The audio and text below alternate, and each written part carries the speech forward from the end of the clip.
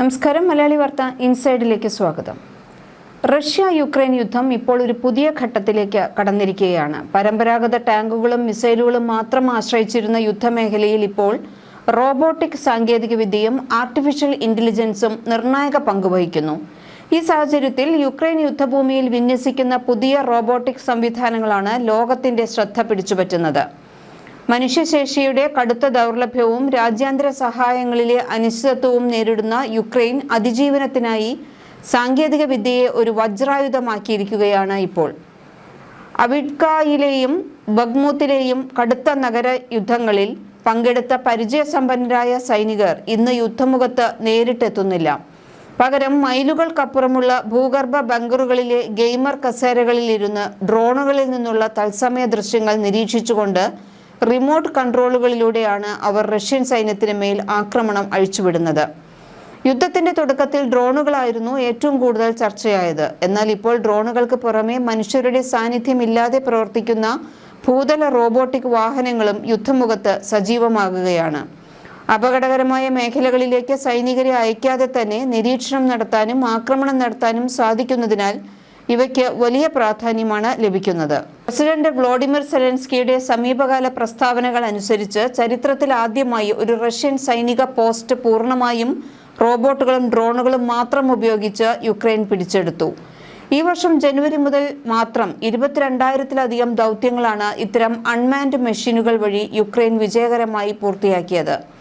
Russian സൈനികരുടെ നീക്കങ്ങൾ നിരീക്ഷിക്കുക, വെടിക്കോപ്പുകൾ എത്തിക്കുക, പരിക്കേറ്റ സൈനികരെ സുരക്ഷിത മേഖലകളിലേക്ക് മാറ്റുക, ചില സാഹചര്യങ്ങളിൽ നേരിട്ട് ആക്രമണ ദൗത്യങ്ങൾ നിർവഹിക്കുക തുടങ്ങിയ നിരവധി ജോലികൾക്ക് ഈ റോബോട്ടിക് സംവിധാനങ്ങൾ ഉപയോഗിക്കപ്പെടുന്നുവെന്നാണ് റിപ്പോർട്ടുകൾ സൂചിപ്പിക്കുന്നത്. ഈ യുദ്ധത്തിൽ സാങ്കേതിക വിദ്യയുടെ പ്രാധാന്യം എത്രത്തോളം വർദ്ധിച്ചുവെന്ന് കാണിക്കുന്നതാണ് ഈ മാറ്റം.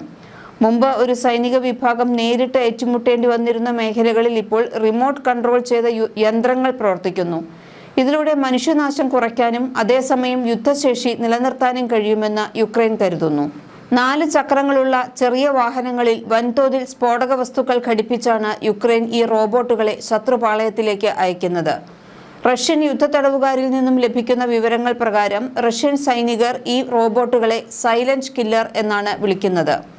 വെറും 10 മീറ്റർ അരികിലെത്തുമ്പോൾ മാത്രമാണ് ഇവയുടെ സാന്നിധ്യം തിരിച്ചറിയാൻ തന്നെയാകുക. എന്നാൽ അപ്പോഴേക്കും ഇവയുടെ സ്ഫോടന പരിധിയിൽ റഷ്യൻ സൈനികർ അകപ്പെട്ടു കഴിഞ്ഞിരിക്കും. 3ാം അസോൾട്ട് ബ്രിഗേഡിന്റെ കീഴിലുള്ള NC-13 യൂണിറ്റ് നടത്തിയ കണക്കുകൂട്ടലുകൾ ഞെട്ടിപ്പിക്കുന്നതാണ്. ഇതുവരെ നടത്തിയ 164 ആക്രമണങ്ങളിൽ നിന്ന് റോബോട്ടുകൾ ചെയ്ത അതേ ദൗത്യം മനുഷ്യർ ചെയ്യണമെങ്കിൽ ഏകദേശം 2300 സൈനികർ ആവശ്യമായി വരുമായിരുന്നു എന്ന് അവർ കണക്കാക്കുന്നു. അങ്ങനെയെങ്കിൽ അതിൽ പകുതിയോളം പേരെങ്കിലും കൊല്ലപ്പെടുകയോ പരിക്കേൽക്കുകയോ ചെയ്യുമായിരുന്നു. അതായത് ഈ ചെറിയ കമ്പ്യൂട്ടർ സ്ക്രീനുകളിൽ കാണുന്ന റോബോട്ടുകൾ ഇതുവരെ 1000-ലധികം യുക്രൈൻ സൈനികരുടെ ജീവനാണ് രക്ഷിച്ചെടുത്തത്. വിദഗ്ധരുടെ അഭിപ്രായത്തിൽ ഇത് വെറും യുക്രൈൻ റഷ്യ യുദ്ധത്തിന്റെ ഭാഗമല്ല, ഭാവിയിലെ യുദ്ധങ്ങളുടെ മാതൃക കൂടിയാകാം. കാരണം ലോകത്തിലെ പല രാജ്യങ്ങളും ഇപ്പോൾ മനുഷ്യരില്ലാത്ത യുദ്ധ സംവിധാനങ്ങളിലേക്ക് വലിയ നിക്ഷേപമാണ് നടത്തുന്നത്. റോബോട്ടിക് വാഹനങ്ങളുടെ മറ്റൊരു പ്രധാന പ്രത്യേകത അവയെ വളരെ വേഗത്തിൽ വിന്യസിക്കാം എന്നതാണ്.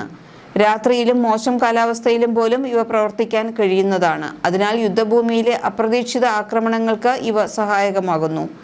യുദ്ധമുഖത്ത് തോക്കുകളേന്തി പോരാടാനും റോബോട്ടുകൾ സജ്ജമായി കഴിഞ്ഞു. ഭാരമേറിയ ബ്രൗണിംഗ് മെഷീൻ ഗണ്ണുകൾ ഘടിപ്പിച്ച ടാങ്ക് ട്രാക്കുകളുള്ള റോബോട്ടുകൾ ഇന്ന് യുക്രൈൻ ഉപയോഗിക്കുന്നുണ്ട്. കാടുകളിലും കുറ്റിച്ചെടികളിലും ദിവസങ്ങളോളം ഒളിച്ചിരിക്കാൻ ഇവയ്ക്ക് കഴിയും.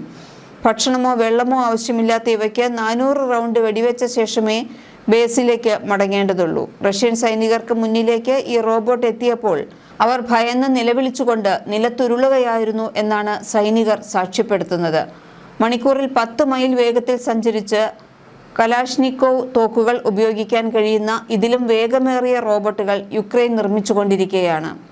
കേവലം ആക്രമണത്തിന് മാത്രമല്ല, പരിക്കേറ്റവരെ രക്ഷിക്കാനും സൈനികർക്ക് ആവശ്യമായ ആഹാരവും ആയുധങ്ങളും എത്തിക്കാനും റോബോട്ടുകൾ വ്യാപകമായി ഉപയോഗിക്കുന്നു.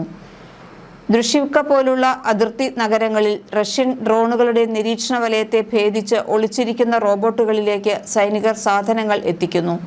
അവിടെ നിന്നും റിമോട്ട് കൺട്രോൾ വഴി നിയന്ത്രിക്കപ്പെടുന്ന ഈ റോബോട്ടുകൾ ചെറിയ ചെളിപ്പാതകളിലൂടെ മണിക്കൂറുകൾ സഞ്ചരിച്ച് മുൻനിരയിലുള്ള സൈനികരുടെ അടുക്കൽ സാധനങ്ങൾ എത്തിക്കും. ഇതേസമയം ഈ സാങ്കേതിക വിദ്യയ്ക്ക് പരിമിതികളുമുണ്ട്. ഇലക്ട്രോണിക് ജാമിംഗ്, സൈബർ ആക്രമണങ്ങൾ, ആശയവിനിമയ തടസ്സങ്ങൾ എന്നിവ റോബോട്ടിക് സംവിധാനങ്ങളുടെ പ്രവർത്തനത്തെ ബാധിക്കാൻ സാധ്യതയുണ്ട്. റഷ്യയും ഇത്തരത്തിലുള്ള പ്രതിരോധ മാർഗങ്ങൾ വികസിപ്പിക്കുന്നതായാണ് റിപ്പോർട്ടുകൾ. റോബോട്ടുകൾ യുദ്ധം നയിക്കുമ്പോഴും മനുഷ്യൻ അനുഭവിക്കുന്ന ദുരിതങ്ങൾക്ക് അറുതിയായിട്ടില്ല. റഷ്യയുടെ വലിയ സൈന്യത്തോട് പൊരുതാൻ ആവശ്യത്തിന് യുവാക്കളെ കിട്ടാതെ യുക്രൈൻ കടുത്ത പ്രതിസന്ധി നേരിടുന്നുണ്ട്. 24ാമത് മെക്കനൈസ്ഡ് ബ്രിഗേഡിലെ സൈനികരായ ക്രോ, ക്രീപ്പി എന്നിവരുടെ ജീവിതം ഇതിനൊരു ഉദാഹരണമാണ്. യഥാക്രമം 344 334 ദിവസങ്ങളാണ് അവർ ഒരു ഇടവേളയുമില്ലാതെ മുൻനിര ബങ്കറുകളിൽ കഴിഞ്ഞുകൂട്ടിയത്. റഷ്യൻ ഡ്രോണുകൾ നിരന്തരം ബോംബുകൾ വർഷിച്ചപ്പോൾ ജീവൻ നിലനിർത്താൻ മൺചാക്കുകൾ പോലും തികയാതെ വന്ന അവസ്ഥ അവർ ഓർക്കുന്നു. ഒരു വർഷത്തോളമായി ഭാര്യയോടോ മക്കളോടോ സംസാരിക്കാൻ പോലും ക്രോയ്ക്ക് കഴിഞ്ഞിട്ടില്ല. റേഡിയോ വഴി റെക്കോർഡ് ചെയ്ത സന്ദേശങ്ങൾ മാത്രമാണ് അയച്ചിരുന്നത്. യുദ്ധം നീണ്ടു നിൽക്കുന്നതിനിടെ ഇരു രാജ്യങ്ങളും സാങ്കേതിക മേൽക്കൈ നേടാനുള്ള ശ്രമം ശക്തമാക്കുന്നു. ഡ്രോണുകൾ, AI അടിസ്ഥാനമാക്കിയ നിരീക്ഷണ സംവിധാനങ്ങൾ, സ്വയം പ്രവർത്തിക്കുന്ന വാഹനങ്ങൾ എന്നിവയുടെ ഉപയോഗം ദിനംപ്രതി വർദ്ധിച്ചു വരികയാണ്. ലോക സൈനിക വിദഗ്ധർ ഇപ്പോൾ സൂക്ഷ്മമായി നിരീക്ഷിക്കുന്നത് ഒരു പ്രധാന ചോദ്യമാണ്. ഭാവിയിലെ യുദ്ധങ്ങളിൽ മനുഷ്യ സൈനികരുടെ പങ്ക് കുറയുമോ? അതോ മനുഷ്യനും യന്ത്രവും ചേർന്നുള്ള പുതിയ യുദ്ധരീതിയാണോ ഇനി രൂപപ്പെടുന്നത്? യുക്രൈൻ അവതരിപ്പിക്കുന്ന പുതിയ റോബോട്ടിക് യുദ്ധതന്ത്രങ്ങൾ ഈ ചോദ്യങ്ങൾക്ക് കൂടുതൽ പ്രാധാന്യം നൽകുന്നു. യുദ്ധഭൂമിയിലെ ഓരോ നീക്കവും ഇപ്പോൾ സാങ്കേതിക വിദ്യയുമായി കൂടുതൽ ബന്ധപ്പെട്ടിരിക്കുന്നു. റഷ്യയ്ക്ക് ഇപ്പോഴും വൻ സൈനിക ശക്തി ഉണ്ടെങ്കിലും യുക്രൈൻ സാങ്കേതിക നവീകരണങ്ങളിലൂടെ തങ്ങളുടെ പ്രതിരോധ ശേഷി വർദ്ധിപ്പിക്കാൻ ശ്രമിക്കുകയാണ്. അതിന്റെ ഭാഗമായാണ് ഈ പുതിയ റോബോട്ടിക് സംവിധാനങ്ങൾ കാണപ്പെടുന്നത്. അടുത്ത മാസങ്ങളിൽ യുദ്ധത്തിന്റെ ഗതി നിർണ്ണയിക്കുന്നതിൽ ഇത്തരം ഡിജിറ്റൽ റോബോട്ടിക് സാങ്കേതിക വിദ്യകൾക്ക് വലിയ പങ്കുണ്ടാകുമെന്നാണ് പ്രതീക്ഷിക്കുന്നത്. ലോകത്തിലെ മറ്റു രാജ്യങ്ങളും ഈ അനുഭവങ്ങൾ പഠിച്ച് സ്വന്തം സൈനിക തന്ത്രങ്ങൾ പുനഃപരിശോധിക്കാൻ സാധ്യതയുണ്ട്. അതിനാൽ റഷ്യ യുക്രൈൻ യുദ്ധം ഇന്ന് വെറും 2 രാജ്യങ്ങൾ തമ്മിലുള്ള ഏറ്റുമുട്ടൽ മാത്രമല്ല, ഭാവിയിലെ യുദ്ധ സാങ്കേതിക വിദ്യകളുടെ പരീക്ഷണ വേദിയായും ഇത് മാറിക്കൊണ്ടിരിക്കുകയാണ്. ബ്രിട്ടീഷ് രഹസ്യാന്വേഷണ ഏജൻസിയായ GCHQ പുറത്തുവിട്ട ഏറ്റവും പുതിയ കണക്കുകൾ പ്രകാരം ഈ യുദ്ധത്തിൽ ഇതുവരെ റഷ്യയ്ക്ക് 5 ലക്ഷം സൈനികരെ നഷ്ടപ്പെട്ടിട്ടുണ്ട്. പ്രതിമാസം 35,000 റഷ്യൻ സൈനികരെ വധിക്കുകയോ പരിക്കേൽപ്പിക്കുകയോ ചെയ്യുക എന്ന ലക്ഷ്യത്തോടെയാണ് യുക്രൈൻ മുന്നോട്ടു പോകുന്നത്. മനുഷ്യശേഷിയിൽ റഷ്യയേക്കാൾ വളരെ പിന്നിലാണെങ്കിലും റോബോട്ടിക്സ്, ആർട്ടിഫിഷ്യൽ ഇന്റലിജൻസ്, ഡ്രോൺ സാങ്കേതികവിദ്യ എന്നിവയിലൂടെ യുക്രൈൻ യുദ്ധത്തിന്റെ ഗതി മാറ്റിയെഴുതുകയാണ്.